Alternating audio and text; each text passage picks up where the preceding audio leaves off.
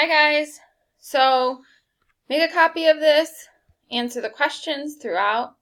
Do not copy and paste.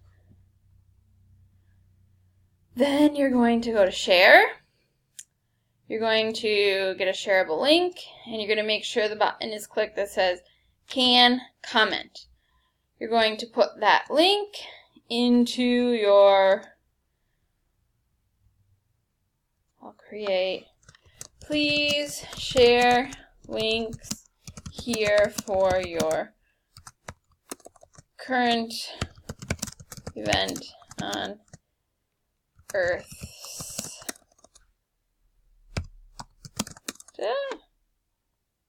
surfaces. Okay, so you'll put the link in here and you will share it with the class. Okay, once you share the link, you're going to go on and you're going to comment on someone else's page. And I'll give you directions right on here on what to comment on. Thank you so much. Bye.